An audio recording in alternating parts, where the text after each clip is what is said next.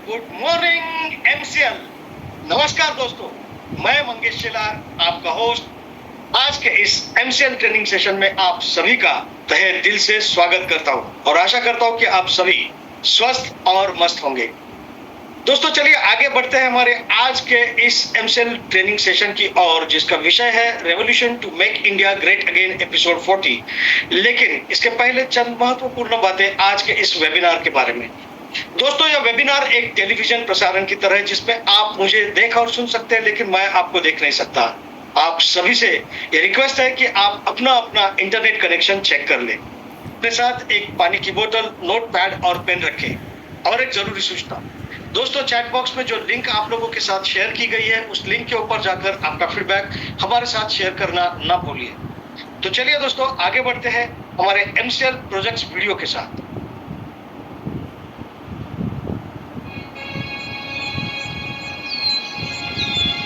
प्रकृति हमारे जीवन का मूल है।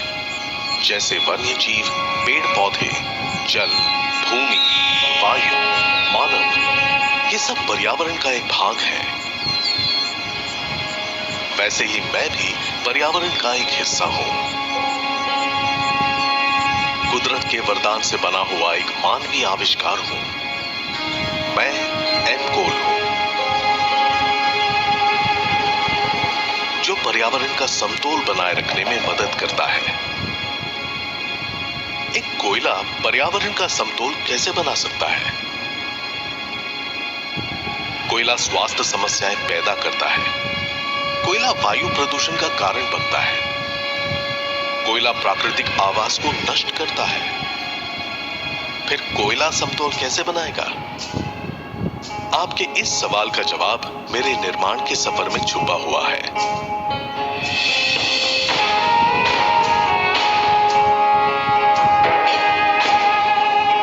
यह सफर ऊर्जा में संपूर्णता का है, किसानों में सशक्तिकरण का है, गांव में रोजगार निर्मित का है, देश की आर्थिक उन्नति का है। यह सफर पर्यावरण की रक्षा का है। मेरा यह सफर जैविक खेती से शुरू होता है। नेपियर घास मेरे उत्पादन का सबसे महत्वपूर्ण हिस्सा है। यह फसल उगाने में ज्यादा मेहनत नहीं लगती और इसकी फसल मिट्टी को सशक्त बनाती है। फसल पूरी तरह से तैयार होने के बाद उसे नैसर्गिक तरीके से सुखाया जाता है। सुखाने के बाद उसके अंदर पानी की मात्रा और कम करने के लिए घास को छोटे छोटे हिस्सों में काटकर भट्टी की गर्म भाप से गुजारना पड़ता है।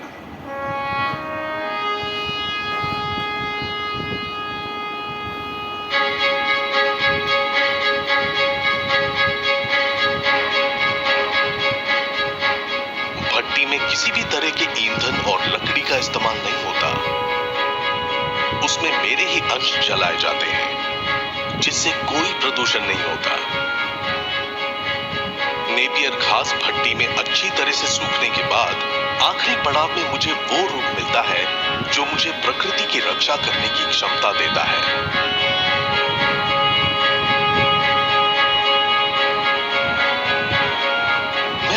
पर गर्व महसूस करता हूं कि मैं एक सामान्य कोयला और लकड़ी से बेहतर जलकर कम से कम राख उत्पन्न करता हूं, जिससे मैं पर्यावरण को प्रदूषण और मानव शरीर को हानिकारक बीमारियों से दूर रखता हूं। हाल ही में आईपीसीसी ने मानवता के लिए कोड रेड की घोषणा की है और इस चेतावनी को नजरअंदाज करना हमारी भूल होगी। प्रकृति की सुरक्षा और संरक्षण का साथ देना हमारी जिम्मेदारी है और इसी के लिए मेरा जन्म हुआ है। चलिए अपने आने वाली पीढ़ी के लिए कुछ बेहतर करते हैं। एनकोल का इस्तेमाल करके उन्नति की ओर एक कदम बढ़ाते हैं।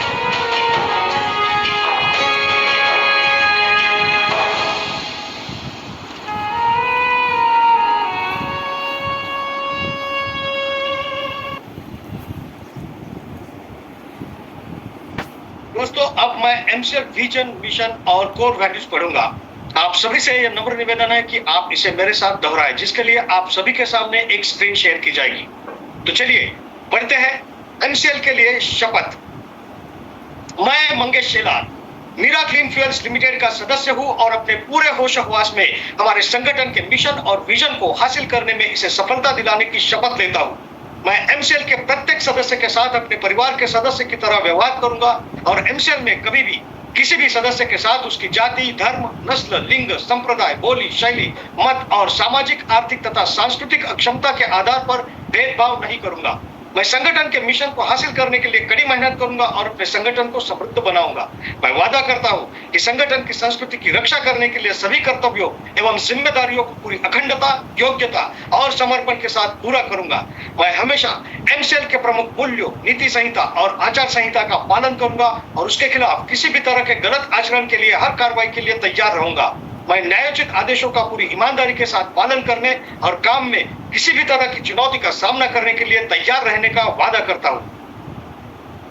एमसीएल विजन 2030 तक भारत को ईंधन के क्षेत्र में आत्मनिर्भर बनाना। लक्ष्य एमसीएल एक ऐसी मूल्य श्रृंखला विकसित करने के लिए प्रतिबद्ध है जो ऊर्जा, पर्यावरण और आम लोगों को सशक्त बनाने के लिए समर्पित है। बुनियादी मूल्य नवाचार। कुछ नया करना है तो पुराने तौर तरीकों से काम करना बंद करें। पर्यावरणवाद। अगर पर्यावरणवाद के हित में सोचना कोई सिद्धांत है तो इससे बेहतर सिद्धांत दूसरा नहीं हो सकता। देशभक्ति। यह केवल भावना की बात नहीं बल्कि अपने देशवासियों की सेवा करने की योग्यता की बात है। नैतिक आचार संहिता। निष्ठा। हम अपने व्यवसायों में निष्पक्ष, ईमानदार, पारदर्शी रहेंगे और हम केवल सही काम करेंगे, भले ही कोई भी आसपास न हो। जिम्मेदारी। हमें जो काम सौंपा गया है उसके लिए हम 100% उत्तरदायी होंगे। साथ ही हम अपने ग्राहक, कर्मचारी, सदस्य, पूर्तिकार और समुदाय सहित सभी हितधारकों के प्रति उत्तरदायी होंगे। अनुराग। हम हर कार्य को मन लगाकर पूरे ध्यान के साथ करेंगे ताकि हमारे उत्पादन, हमारे नवीनीकरण, हमारे परिचालन और व्यवसाय के काम में सबसे ऊंचा मानदंड और गुणवत्ता का पालन हो सके। आदर। अपने सभी हितधारकों के प्रति हम हमेशा विनम्र और भरोसेमंद बने रहेंगे ताकि अपने हर चरण में अपनी प्रगति कर सके। मानवता। हम अपने व्यवहार से यह दिखलाएंगे कि हमारा एक ही धर्म है, मानवता की सेवा। आचार संहिता।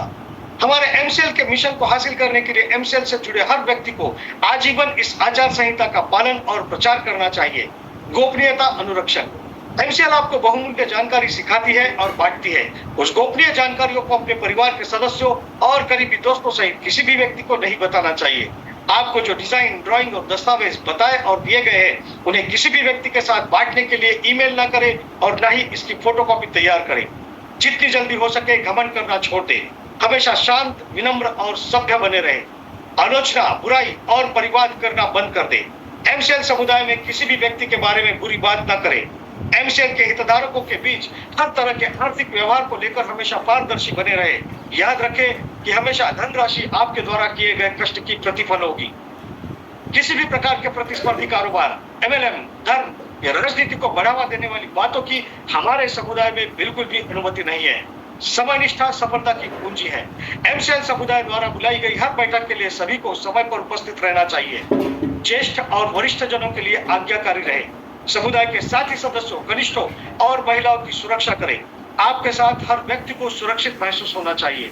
वास्तविक और निष्ठावान प्रशंसा करें।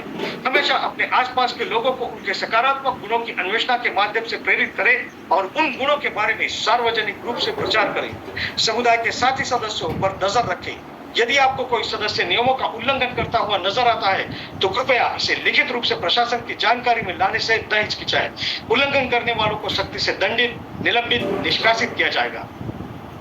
तो चलिए दोस्तों, अब हम आगे बढ़ते हैं हमारे आज के सुविचार यानी कि आज के हमारे थॉट ऑफ द डे की ओर। और आज का हमारा सुविचार है the best view comes after the hardest climb. जी हाँ दोस्तों, सबसे कठिन चढ़ाई करने के बाद ही आपको एक बेहतरीन और सबसे अच्छा दृश्य देखने को मिलता है।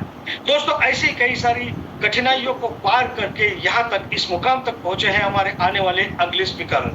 तो चलिए दोस्तों, अब मैं आप लोगों का ज्यादा समय जाया न करते हुए उस स्पीकर को यहाँ पर इस मंच पर आमंत्रित करना चाहता हूँ। So let's welcome executive director of MCL.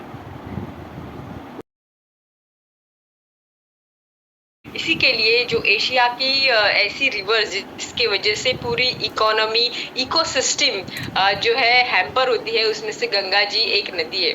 इसी की वजह से इंटरनेशनल जो कम्युनिटी है, इन्होंने एक डिसीजन लिया और स्पेसिफिकली गंगा जी के लिए जर्मन से एक कंपनी है प्लास्टिक फिशर नाम की, उनको उन्होंने ये मिशन दिया कि वो गंगा जी को साफ करे। अभी जर्मनी ही क्यों? जर्मनी इसलिए, दिस इज बिकॉज जर्मनी में एक नदी है जिसका नाम है रायन। रायन नदी स्विट्जरलैंड के जो एल्प्स है उससे शुरू होती है, उसके बाद में फ्रांस, जर्मनी, नेदरलैंड ऐसी बहती है। सिर्फ यहाँ से वो बहती नहीं है, बल्कि इन पांचों देश का जो भी ट्रांसपोर्टेशन है वो सिर्फ इसी नदी से होता है। अब इतना सब ट्रांसपोर्टेशन होने के बाद में आपको ऐसा लगेगा कि ये नदी बहुत ही खराब होगी या गंदी होगी, लेकिन ऐसी नहीं है। ये one of the cleanest river है और इसका आपको पानी देख के लगेगा कि ये क्या सीरियसली ये नदी है जिसमें से इतने जहाज बहते हैं और पूरा जो पांचों देश का ट्रांसपोर्टेशन है इससे ही कंडक्ट होता है। तो ऐसा ही है, लेकिन ये ऐसा नहीं था। 1914 और 1980 ये जर्मनी की जो नदी है रैन, वो बहुत खराब थी और गंदी थी। लेकिन फिर इंटरनेशनल इन सभी देशों ने डिसाइड किया कि इस नदी को एकदम साफ रखना है।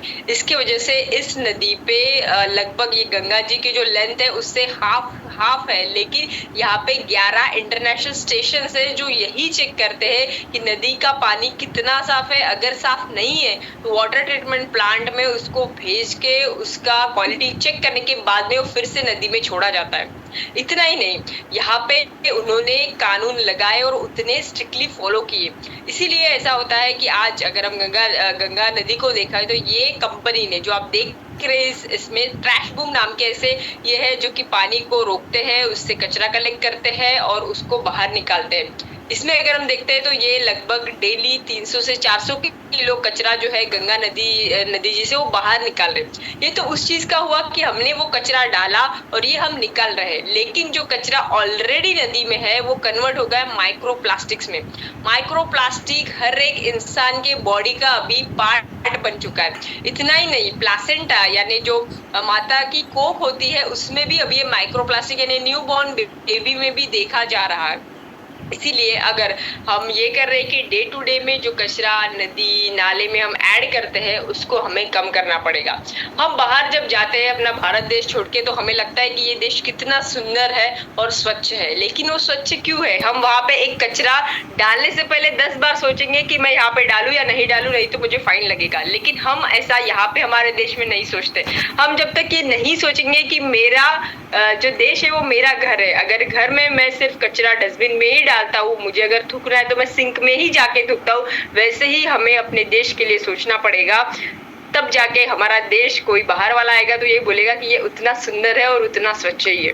तो चलिए, लेकिन ये एक बदलाव है, ये क्रांति है जो कि आने के लिए टाइम लगेगा, वो धीरे धीरे आएगा। तो अभी बुलाते हैं हम ऐसे इंसान को। अभी मैं बहुत सुनती हूँ इन दिनों कि हमने एमसीएल को कुछ दिन दिए हैं, कुछ महीने दिए हैं, कुछ साल दिए हैं, अपना करियर दिया है, लेकिन ये जो इंसान है, इस इंसान ने अपनी जिंदगी एमसीएल के लिए दी है और एमसीएल ही इनका करियर है। ऐसे हमारे मैं बोलूंगी एमसीएल के रचनाकार, सलाहकार और शिल्पकार and now MD and CEO doctor Shyam Golab sir. Thank you.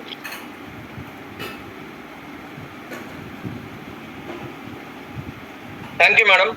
दोस्तों नमस्कार, मैं डॉक्टर श्याम गोलब फिर से एक बार आपका इस ट्रेनिंग सेशन में स्वागत करता हूं। मैं आशा करता हूं कि आप सभी लोग स्वस्थ हैं और आप अपने साथ अपने परिवार का यानी घर का परिवार और एमसीएल परिवार दोनों का ख्याल रख रहे हैं। मैं ये भी उम्मीद करता हूं कि आप सभी लोग 1 घंटा बहुत अच्छी एक्सरसाइज कर रहे हो, अपने हार्ट अपने लंग को मजबूत कर रहे हो और अपनी इम्यूनिटी को बढ़ा रहे हो। तो चलिए शुरुआत करते हैं आज के इस सेशन के साथ। दोस्तों हमारा देश एक ट्रॉपिकल देश है, ट्रॉपिकल या उष्ण कटिबंध इस क्षेत्र में आने वाला देश। तो हमारे देश में गर्मी ज्यादा होती है और हमारे देश में गर्मी का जो सीजन है वो फरवरी से लेके जून तक होता है। लेकिन सबसे ज्यादा गर्मी का महीना अगर कोई होता है तो होता है मई। सबसे ज्यादा गर्मी के रिकॉर्ड जो कायम होते हैं वो होते हैं मई में। लेकिन इस बार अगर हम देखें तो अब तक का सबसे बड़ा जो गर्मी का रिकॉर्ड था वो सभी रिकॉर्ड 2023 में थे और पिछले कुछ सालों से हम देख रहे हैं कि लगातार हर साल नए नए रिकॉर्ड बन रहे हैं। और पिछले साल से जून से लेकर अगर आप देखेंगे तो हर महीने में रिकॉर्ड बन रहा है। इसका मतलब जून 2023 अब तक का सबसे गर्म जून था। जुलाई 2023 अब तक का सबसे गर्म जुलाई था और यही आगे अभी कंटिन्यू हो रहा है, अभी नए रिकॉर्ड ब्रेक हो रहे हैं। दोस्तों इस साल अभी मई ऑलरेडी आधा हो चुका है, लेकिन इस साल मार्च में अगर आप टेम्परेचर देखोगे तो मार्च में कई सारी जगह पे 40 डिग्री से भी ज्यादा टेम्परेचर था और ये 40 उसके बाद अप्रैल और अभी मई, यानी मई में तो इतने ज्यादा जो रिकॉर्ड बने हैं। और दूसरी बात ऐसे कि अनएक्सपेक्टेड जगह पे रिकॉर्ड बन रहे हैं, यानी कोई ऐसा क्षेत्र है कि जहां हमेशा हर साल ज्यादा गर्मी होती है, वहां गर्मी अभी ज्यादा है वो तो ठीक है, लेकिन कभी ज्यादा इतनी गर्मी होती ही नहीं, फिर भी अचानक से इतनी गर्मी ऐसा हो रहा है। और इस गर्मी की वजह से इस मई महीने में अगर हम देखेंगे तो इस गर्मी की वजह से कई सारे इसके परिणाम हमें देश में दिखाई दे रहे हैं और उसमें से सबसे इंपॉर्टेंट एक परिणाम जो पूरे देश में आज हमें दिखाई दे रहा है वो है बेवक्त की बारिश। दोस्तों बेवक्त की बारिश मई महीने में भारत में कुछ नई बात नहीं है, पहले भी आती थी। जब मई में अपनी गर्मी चरम सीमा पे होती थी तब शाम के वक्त ऐसे थोड़ी सी बारिश आती थी, थोड़ी सी ठंडी हवाएं आती थी और बारिश आती थी और चली भी जाती थी, ज्यादा कुछ नुकसान न किए बिना। लेकिन आज जो बारिश आती है वो बारिश से बारिश नहीं आती, वो बहुत बड़ा तूफान लेके आती है, वो बहुत बड़ा तूफान लेके आती है और बहुत सारा नुकसान तो उस तूफान से आज की तारीख में हो। और उसके बाद जब बारिश आता है तो सिर्फ पानी नहीं आता है, तो उसके साथ बड़े बड़े बर्फ के गोले गिर रहे हैं और इसकी वजह से न जाने कितना ज्यादा नुकसान आज हमारी खेती का फसल का हो रहा है। और ऐसा देश की जहां 60% लोग आबादी आज भी जो डायरेक्टली इनडायरेक्टली खेती के ऊपर डिपेंडेंट है, हमारी आर्थिक और सामाजिक व्यवस्था अगर खेती के ऊपर डिपेंडेंट है, इसका बहुत ज्यादा परिणाम हमारे देश की इकोनॉमी पे हो रहा है।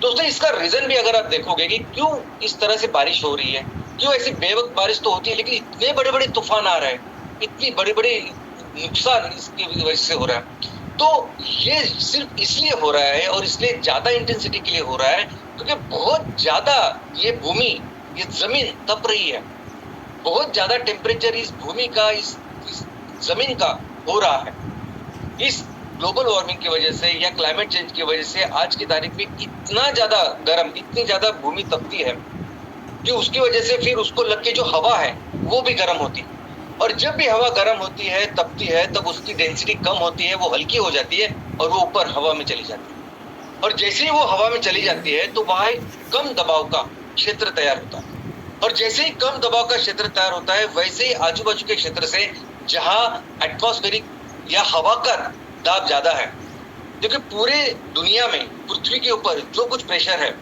हर जगह जो कुछ प्रेशर है वो हवा की वजह से, इसे एटमॉस्फेरिक प्रेशर कहते हैं।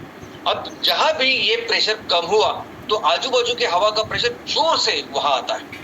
अभी वो हवा आजू बाजू के क्षेत्र से कितने जोर से आएगी ये डिपेंड करता है कि आप दोनों में, वो दो क्षेत्रों में दबाव का जो डिफरेंस है वो कितना है। अगर बहुत ज्यादा भूमि तप रही है, जमीन तप रही है, बहुत ज्यादा वो हवा ऊपर जा रही है और कम दबाव का क्षेत्र हो रहा है, तो उतनी ही जोर से ये हवा उसको फील करने के लिए आती है और जब वो आती है तो अपने साथ वो मॉइस्चर लेके आती है, अपने साथ वो बादल लेके आती है और फिर उसके साथ वो शुरू होते हैं वही तूफान, वो बारिश और उसके साथ वो छिटे और इसकी वजह से बहुत सारे परिणाम हमारे देश में इस महीने, इनफैक्ट अभी पिछले 2 महीने से बहुत ज्यादा दिखाई दे रहा है। लेकिन दोस्तों ये बात सिर्फ अभी भारत की बात नहीं रही, अगर आप देखेंगे तो ये सभी जो परिणाम है वो पूरी दुनिया में दिखाई दे रहे हैं। अभी दुबई जैसा शहर जो दुनिया का सबसे डेवलप, सबसे एडवांस ऐसा शहर माना जाता है, ऐसे शहर की जो परिस्थिति हमने देखी वो सिर्फ इसी की वजह से, और सिर्फ दुबई की बात नहीं, कई सारे इलाकों में ऐसा हो रहा है। और इस क्लाइमेट चेंज की वजह से कि ना सिर्फ बेवक्त की बारिश हो रही है और बाढ़ आ रही है, लेकिन इसकी वजह से बहुत ज्यादा नुकसान जंगल का भी हो रहा है। बहुत सारे जंगल में आग फैल रही है और कई सारे देशों में आप देखोगे तो पिछले 3-4 महीने से बहुत ज्यादा इसकी घटनाएं बढ़ गई है, बड़े बड़े तूफान की घटनाएं, हरिकेन्स की घटनाएं बढ़ गई है। दोस्तों भारत की अगर बात करें तो ये सब कुछ भारत में भी हो रहा है।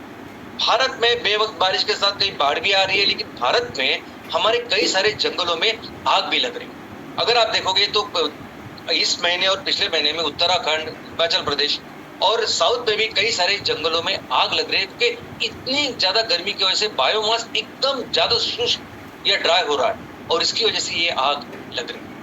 तो ऐसे कई सारे परिणाम इस गर्मी की वजह से, इस तापमान की वजह से हो रहे हैं, लेकिन एक गंभीर परिणाम हो रहा है और वो हो रहा है हमारे हिमालय के ऊपर। 15 दिन पहले इसरो, जो हमारे देश की सबसे महत्वपूर्ण संस्था है और जिसने हमारे देश का नाम पूरी दुनिया में रोशन किया, मंगलयान से लेके चांद्रयान, हर मुहिम बहुत अच्छी तरीके से सक्सेसफुल की है, वो है इसरो। उस इसरो ने अभी 15 दिन पहले एक चेतावनी जारी की, एक रिपोर्ट हमारे सामने रखा है और कहा है कि ये जो गर्मी बढ़ रही है, इस गर्मी का बहुत ज्यादा इम्पैक्ट, इसका बहुत ज्यादा परिणाम हमारे हिमालय के ऊपर भी हुआ।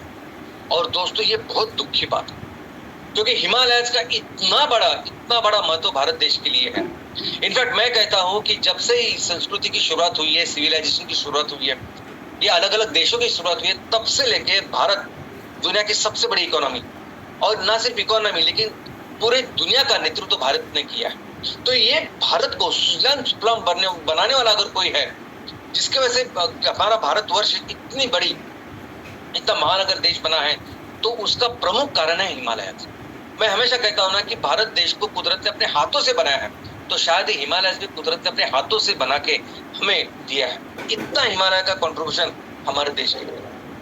इनफैक्ट अगर पूरी दुनिया के नजरिए से अगर आप देखेंगे हिमालय को, तो पूरी दुनिया के लिए भी हिमालय बहुत ज्यादा इंपॉर्टेंट है। क्या आप जानते हैं कि हिमालय को तीसरा पोल कहा जाता है? पृथ्वी में 2 पोल है, 2 ध्रुव है, एक ऊपर है एक नीचे, एक आर्कटिक है और एंटार्क्टिक है। ये पृथ्वी के जो ध्रुव है वह हमेशा बर्फ छाया हुआ रहता है और ये अपने आप में बहुत इंपॉर्टेंट कुदरत ने बनाई हुई व्यवस्था है। लेकिन वैसे सेम व्यवस्था, वैसे सेम तीसरा पोल हिमालय को माना जाता है। हिमालय का अगर आप एक्सटेंशन देखेंगे तो लगभग 5,95,000 स्क्वायर किलोमीटर इतने बड़े क्षेत्र पे छाया हुआ है ये हिमालय। और ये हिमालय भी हमेशा बर्फ से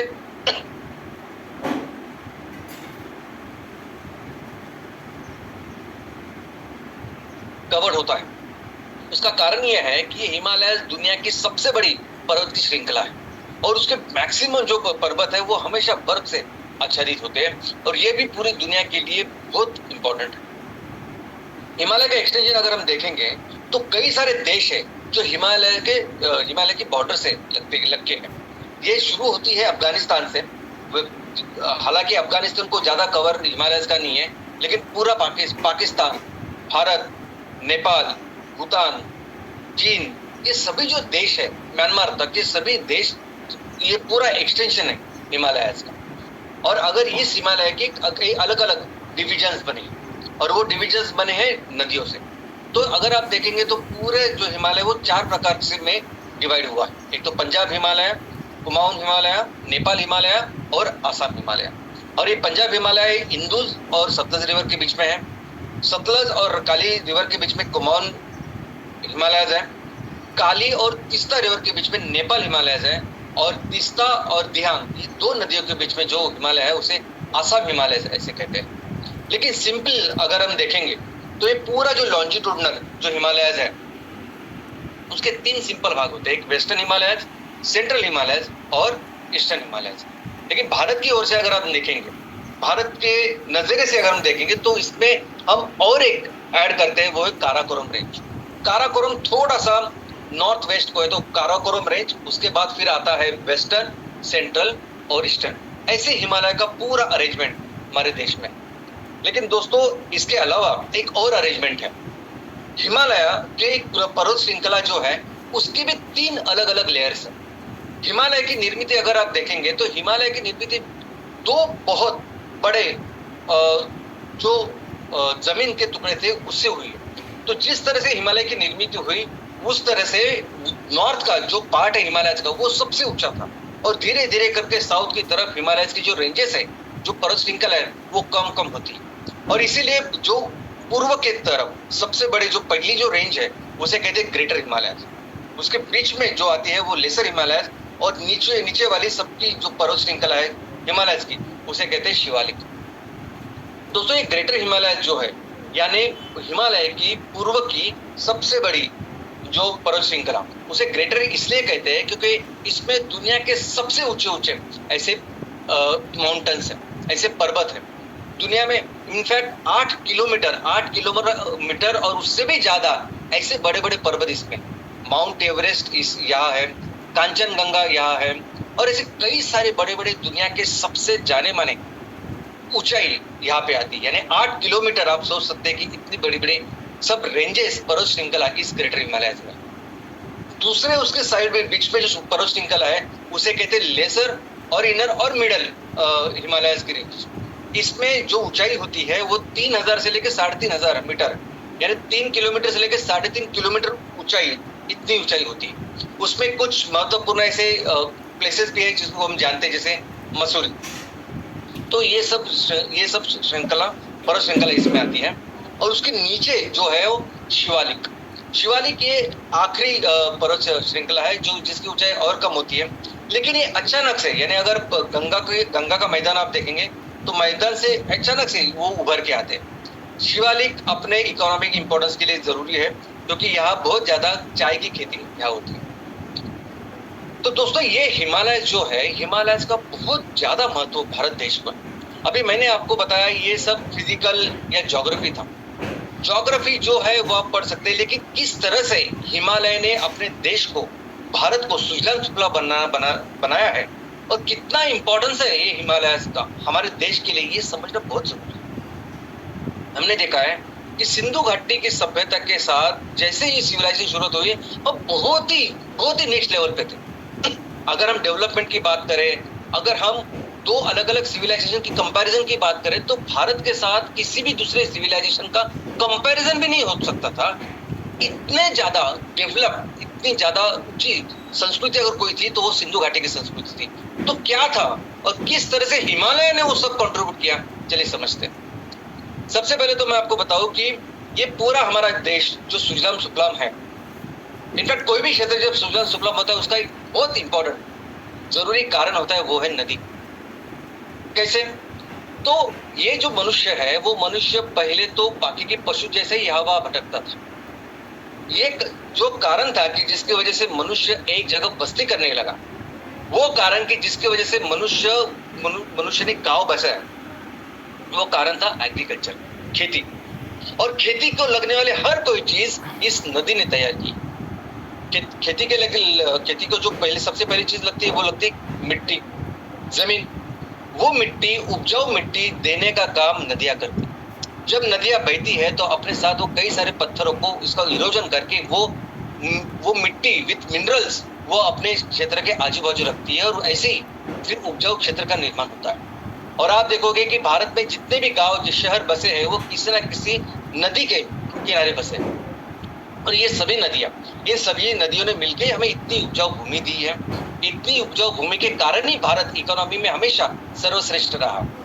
तो अगर ये सब कुछ हुआ है नदियों की वजह से, तो नदियों को निर्माण किसने किया, नदियों की उत्पत्ति कैसे होती है, और वो है हमारे हिमालय। ये सभी नदियां जिन्होंने भारत को एक्चुअली मेन जो नदियां है, जैसे गंगा है, ब्रह्मपुत्र है या सिंधु है, ये सभी मेन जो नदियां है जिसने भारत के इतने बड़ा क्षेत्र तैयार किया है, उसका कारण है हिमालय। तो इसलिए अगर नदियों को हमारी माता कहते हैं, हम उनको पूछते हैं, हम उनका उनका सम्मान करते हैं, तो हिमालय को पिता कहते हैं। दोस्तों अभी देखेंगे तो सिंधु घाटी की जो सभ्यता शुरुआत हुई है वो सिंधु, यानी बाहर के लोगों ने उसको इंदु करके भी बोला है, और वो इंदु नाम से ही भारत का इंडिया ये नाम जनरेट हुआ है, ऐसा माना जाता है। तो ये इंदु नदी या सिंधु नदी के जो 5 ट्रिब्यूटरीज है या 5 नदियां मिलके जो बाकी सिंधु बनती है, वो सभी 5 की 5 नदियां इस हिमालय की शुरुआत होती है। उसके बाद गंगा जो दुनिया की सर्वश्रेष्ठ ऐसी नदी, हमारे 40% से भी ज्यादा आबादी गंगा के किनारे रहती है, वो गंगा भी पूरी तरह से बनती है इस हिमालय से। ब्रह्मपुत्र भी एक बहुत इंपॉर्टेंट रिवर है हमारे नॉर्थ ईस्ट के लिए और पूरे बांग्लादेश के लिए, ये भी आती है हिमालय से। और इसीलिए हिमालय को हमारे पिता करके हम मानते हैं, मुझे पूछते हैं। और दोस्तों यही वो नदियां हैं जिन्होंने भारत का इतना बड़ा जो फर्टाइल सबसे उपजाऊ ऐसा मैदान बनाया, जिसे ग्रेट इंडियन प्लेन ऐसे पूरी दुनिया में जिसे कहा जाता है और पूरी दुनिया में मशहूर है। पूरी दुनिया में सबसे फर्टाइल जगह कौन सी है, पूरी दुनिया में सबसे ज्यादा उपजाऊ भूमि कौन सी है, अगर आप पढ़ाई करोगे तो हमें पता चलेगा। तो सबसे ज्यादा उपजाऊ क्षेत्र जो है वो है महान भारतीय मैदान। और ये महान भारतीय मैदान किसने तैयार किया? तो उन्हीं नदियों ने तैयार किया जो नदियां इस हिमालय से बहती। और आज जिस तरह से इस सिंधु घाटी का और सभ्यता की शुरुआत हुई, सिविलाइजेशन की शुरुआत हुई, हमारे भारतवर्ष की शुरुआत हुई, दोस्तों ये वो मैदान है जो मैदान हमेशा पूरी दुनिया में मशहूर था। हम कहते हैं कि आज दुनिया की सबसे बड़ी आबादी भारत है, लेकिन ये हमेशा था, क्योंकि हम हमेशा इतने उपजाऊ थे, हम हमेशा इतने फर्टाइल, इतनी अच्छी भूमि हमारे पास थी कि पूरी दुनिया के लोग यहाँ आना चाहते थे, यहाँ बसना चाहते थे। दुनिया के सबसे अमीर शहर अगर कहीं थे तो यहाँ हमारी इस गंगा के मैदान में थे। दुनिया के सबसे बड़ी जो विश्वविद्यालय थे वो सभी विश्वविद्यालय यहाँ गंगा के मैदान में थे। और दोस्तों जैसे बौद्ध संस्कृति का जन्म इस भूमि से हुआ, वैसे कई सारे जो विद्या है उसकी शुरुआत भी इस गंगा के मैदान से हुई। और ये महान गंगा का मैदान किसने बनाया? ऑफ कोर्स ये हिमालय की वजह से हुआ। और क्लाइमेट सिग्निफिकेंस, दोस्तों अगर ये हिमालय नहीं होते, हिमालय के पीछे साइबेरिया है और वहां बहुत बहुत ठंड और बहुत शुष्क यानी ड्राई ऐसी हवाएं बहती है। वो अगर हिमालय नहीं होते और वो हवाएं अगर आती थी हमारे देश में, तो ऊपर का नॉर्थ का सब जो एरिया होता वो पूरा शुष्क और रेगिस्तान जैसे होता था। और वैसे है, अगर आपने अफगानिस्तान और उसी क्षेत्र में बाकी के जगह अगर आप देखोगे तो वैसे ही है। लेकिन हिमालय है कि जिसने उस साइबेरिया को जो हवा है ठंड एंड शुष्क ड्राई ऐसी हवा को रोकते हैं। और यहाँ का जो क्षेत्र है वो हमेशा बहुत फर्टाइल, बहुत अच्छा ऐसे रखते हैं। स्ट्रैटेजिक इंपॉर्टेंस, दोस्तों हमारे ये भूमि, हमारे ये हिमालय यानी ऐसे समझे कि कुदरत ने अपने हाथों से बनाए हुए बहुत बड़ी बड़ी सिक्योरिटी की दीवारें, 8 किलोमीटर ऊंचाई हम सोच भी नहीं सकते। और आज भी यानी हजारों सालों से तो ये हमारी सिक्योरिटी करता ही आ रहा है, लेकिन आज भी 8 किलोमीटर के ऊपर से पर्वत से किसी दूसरे देश को आक्रमण करना बहुत कठिन है। तो हमारा ये हिमालय हमेशा इस सिक्योरिटी के लिए, ये स्ट्रैटेजिक चीज के लिए जाना जाता है। और यही कारण है कि बहुत सारे जितने भी लोग आए वो समुद्र के ही रास्ते से आए। हमारा ये हिमालय हमें इस मानसून में या बारिश में भी मदद करता है। हमें पता है कि जो हमारा मानसून का सीजन है, बारिश का सीजन है, वो मानसून की हवाएं से आता है। और ये मानसूनी हवाएं जैसे ही आते हैं उसको रोकने का काम हमारे हिमालय करते हैं, उन्हें रीडायरेक्ट करने का काम हमारे हिमालय करते हैं। और जिसकी वजह से फिर ये पूरे उसका ज्यादा से ज्यादा फायदा हमारे इस भारतवर्ष को होता है। उसके अलावा सबसे इंपॉर्टेंट चीज दोस्तों, दुनिया में जितने भी जैव विविधता या बायोडाइवर्सिटी जो सबसे संवेदनशील या सबसे महत्वपूर्ण क्षेत्र है, ऐसे 34 है यानी 34 है। और उसमें से सबसे महत्वपूर्ण क्षेत्र अगर कोई है इस जैव विविधता के लिए तो वो है हमारा हिमालय। आप देखेंगे कि ये जो मैप है ये पूरी दुनिया का मैप, पूरी दुनिया में सबसे महत्वपूर्ण, सबसे संवेदनशील, दुनिया के लिए जो इंपॉर्टेंस है ऐसे क्षेत्र में एक हिमालय है। और वो सबसे इंपॉर्टेंट ऐसी चीजों में, इनफैक्ट हिमालय में वो चीजें हैं जो पूरी दुनिया में कहीं नहीं। हिमालय में कुछ वनस्पति जो सिर्फ हिमालय में पाई जाती है, हिमालय में कुछ क्रिएचर्स हैं, कुछ प्राणी हैं, कुछ ऐसे जीव है जो सिर्फ और सिर्फ हिमालय में पाए जाते हैं। तो इतने रिच बायोडाइवर्सिटी जो हमारे हिमालय में, वो भी पूरी दुनिया के लिए बहुत जरूरी है। इकोनॉमिक इंपॉर्टेंस, अगर इस दुनिया के ऊपर कहीं स्वर्ग है तो वो कश्मीर में। और कश्मीर कहाँ?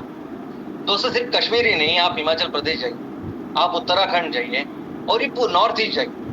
और अगर आपको लगता है कि भारत से बढ़कर अगर कोई दूसरा क्षेत्र है कि जो ज्यादा खूबसूरत है, जो ज्यादा टूरिस्ट के लिए ज्यादा फेमस है, वहां जाके आइए आप, वहां जाके आइए। और बाद में भारत के इस क्षेत्र को आप देखिए, हम कंपैरिजन भी नहीं कर सकते, इतने सुंदर ये क्षेत्र है।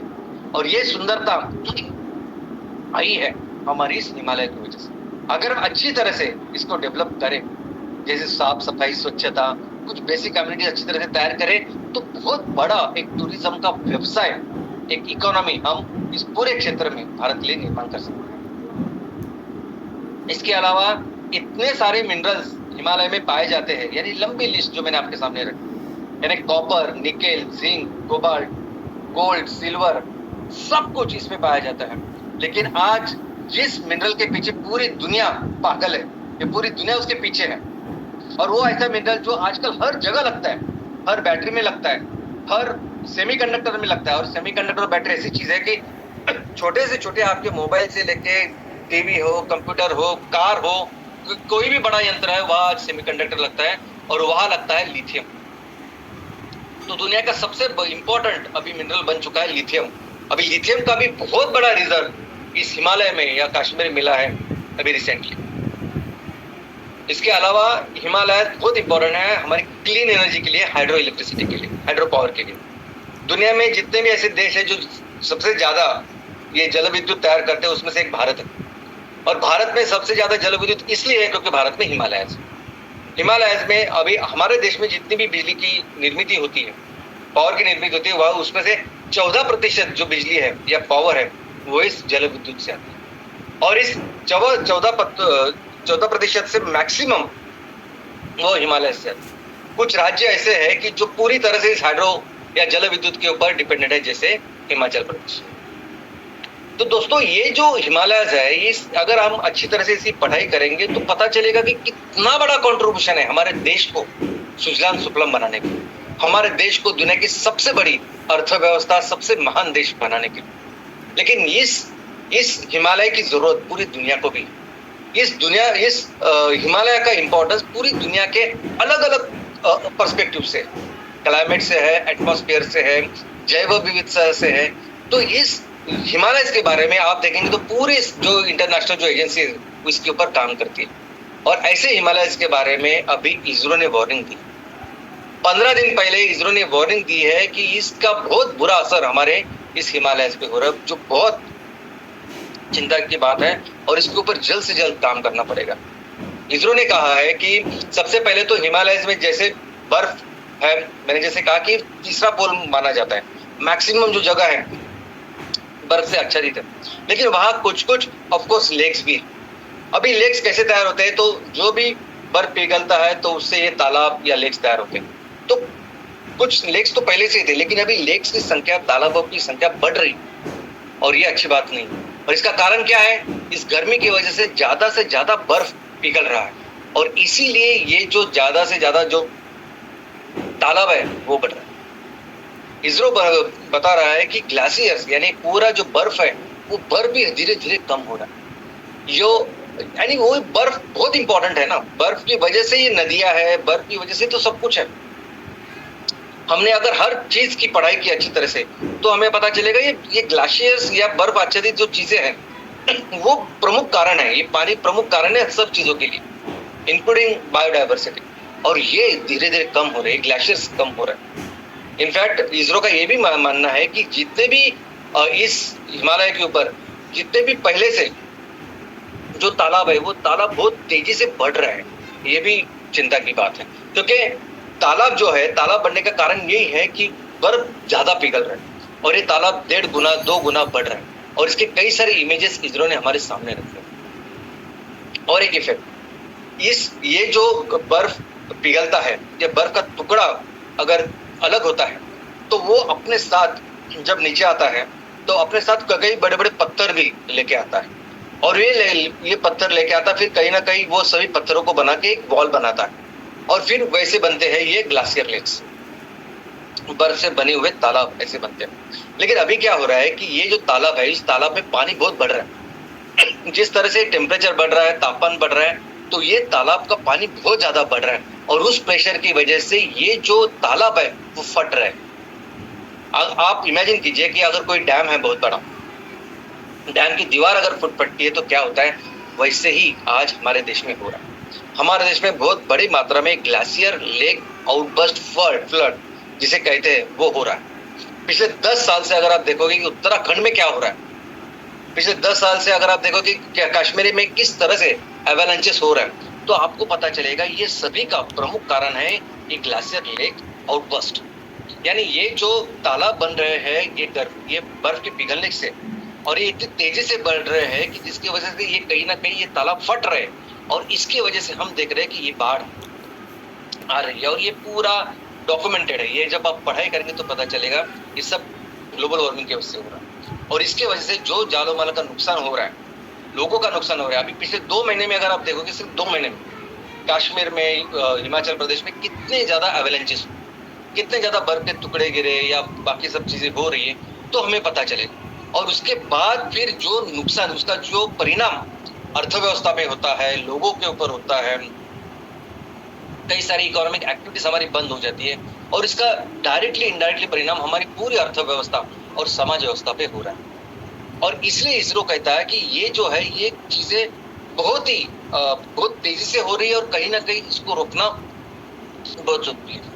और ये सब कुछ वैसे ही हो रहा है जैसे आईपीसीसी ने कहा था। ये रिपोर्ट बहुत सीरियसली लिया गया है। इसरो ने जो रिपोर्ट हमारे सामने 15 दिन पहले रखा, ये पूरी दुनिया ने सीरियसली लिया है और ये वही हो रहा है जैसे सेम आईपीसीसी के 6th रिपोर्ट में लिखा गया था। आईपीसीसी यानी inter governmental panel on climate change, दुनिया की सबसे सर्वोच्च संस्था जो इस क्लाइमेट चेंज के ऊपर काम कर, दुनिया के सबसे जाने माने साइंटिस्ट, सब बड़े बड़े लोग इसमें है, इस कमेटी में, और जो क्लाइमेट चेंज के ऊपर काम कर। और उन्होंने अपना 6वां रिपोर्ट जब 2021 और 2022 में रखा था, पहला भाग उन्होंने 2021 में रखा था कि इसका टेक्निकल रीजन क्या है, क्या कारण है कि जिसकी वजह से ग्लोबल वार्मिंग हो रही है, क्लाइमेट चेंज हो रहा है, वो पूरा उन्होंने रखा। और 2022 में उन्होंने दुनिया के सामने रखा कि इसका इम्पैक्ट क्या होगा, कौन से वो देश हो गए, कौन से वो क्षेत्र हो गए जो सबसे ज्यादा प्रभावित होंगे। और उस 2022 की रिपोर्ट में लिखा था कि भारत होगा सबसे बड़ी इकोनॉमी, भारत होगा वो देश कि जिसमें सबसे ज्यादा असर इसका होगा। क्यों होगा? क्योंकि भारत में इतने ज्यादा ये नैसर्गिक संसाधन हैं, नेचुरल रिसोर्सेज अगर दुनिया में सबसे ज्यादा किसी देश में तो हमारे देश में है, भारत देश में, इसलिए सबसे ज्यादा इंपैक्ट हो रहा है। ग्लोबल वार्मिंग का सबसे ज्यादा परिणाम होगा पर्यावरण के ऊपर और वो सबसे ज्यादा परिणाम होगा फिर नैसर्गिक संसाधनों के ऊपर। और जो अगर जिसके पास सबसे ज्यादा है वो दौलत, उसके ऊपर ही ज्यादा परिणाम होगा। अमेरिका चीन में इतना परिणाम नहीं होगा क्योंकि उनके पास वो नैसर्गिक संसाधन ही नहीं है जितने हमारे पास।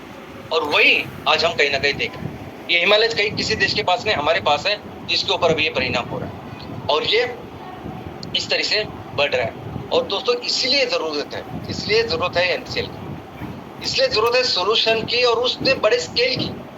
ये जो हम कर रहे हैं ना, जिस सोच से, जिस विचार से हम लोग डे 1 से कर रहे हैं, ये किसी बिजनेस के लिए कर ही नहीं रहे। 1-2 प्रोजेक्ट लगाइए, 5 प्रोजेक्ट लगाइए, पैसे लेके आइए, फिर बढ़ाइए और पैसे कमाइए, सब बिल्कुल कभी सोचा नहीं हम।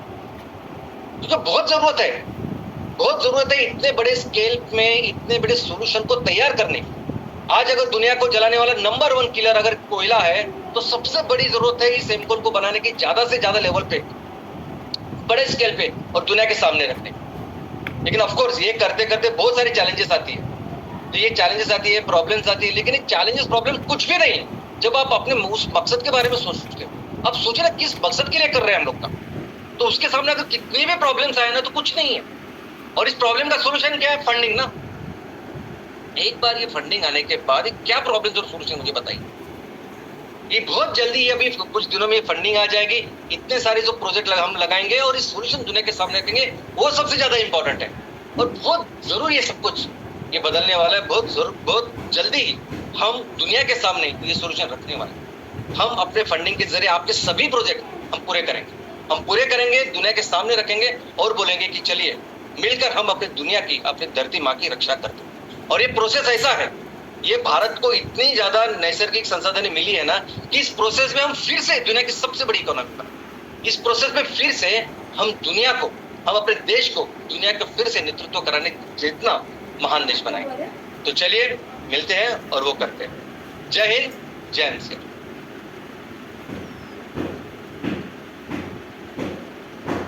इस धरती पर जो सबसे बड़ा आश्चर्य है वो है हिमालयन रेंजेस, और सबसे बड़ी ताकत इस भारत की नहीं तो विश्व की अगर कुछ है, एक नेचुरल प्रोटेक्शन अगर कुछ है तो हिमालय। और उस हिमालय को इंसानों ने कितना खतरे में डाला है और अपने अस्तित्व नष्ट करने की तैयारी इंसानों ने हिमालय को डुबा कर की है। ये बात आज अधोरेखित किए। So good morning MCL India परिवार, और एक फ्राइडे वेबिनार श्याम सर का हमारी सोच पे एक जोरदार प्रहार। श्याम सर ने आज हम जहाँ पे बैठे हैं वहाँ पे तापमान के आजू बाजू में क्या हो रहा है, वो तापमान वो ग्लोबल वार्मिंग के इफेक्ट आज हमारे घर के हॉल तक पहुंच गए हैं, और कब तक हम चुप बैठेंगे? एमसीएल चुप बैठने वालों से नहीं है। प्राचार्य की नमामि गंगे की स्टोरी भी अगर सुना होगा, और आज की हिमालय के बारे में आपने जो अगर सुना होगा, तो आपको समझ में आया होगा कि हम सब किस दिशा में बात कर रहे हैं। हम सब ने कौन सा धनुष उठाया है और एक पृथ्वी को बचाने का, धरती माँ को बचाने का, इसको और एक बार अंडरलाइन किया गया। और इस सारी विचारधारा में, इस थॉट में सक्रियता से शामिल होने के लिए हम आपके शुक्रगुजार हैं। So thank you all the entire MCL India परिवार और MSS, MPOs, MBPs, BDA, prime BDA consultants for taking this thought ahead. जय हिंद, जय MCL. Thank you very much doctor Lavesh sir. And दोस्तों, मैं फिर एक बार आप सभी को ये याद दिलाना चाहता हूँ कि चैट बॉक्स में जो लिंक आप लोगों के साथ शेयर की गई है, उस लिंक के ऊपर जाकर आपका फीडबैक हमारे साथ शेयर करना ना भूलिएगा। तो दोस्तों चलिए, अब मैं यहाँ पर शुक्रिया अदा करना चाहूंगा प्राची मैडम का, जिन्होंने आज नमामि गंगे प्रोजेक्ट क्या है और उसकी वजह से हमारे देश में क्या बदलाव आ सकते हैं इसके बारे में कहा। और साथ ही साथ मैं यहाँ पर आप सभी के बिहाफ पर, संपूर्ण एमसीएल इंडिया परिवार के बिहाफ पर यहाँ पर शुक्रिया अदा करना चाहूंगा डॉक्टर श्याम घोलप सर का, जिन्होंने फिर एक बार आज दुनिया, सिर्फ भारत ही नहीं बल्कि पूरी दुनिया के ऊपर किस प्रकार से ग्लोबल वार्मिंग का संकट जो है मंडरा रहा है और उसमें से बाहर निकलने के लिए एमसीएल किस सॉल्यूशन के साथ में आ रही है, क्या हम काम कर रहे हैं, ये सारी बातें हमारे साथ शेयर करने के लिए मैं फिर एक बार उनका तहे दिल से शुक्रिया अदा करता हूँ।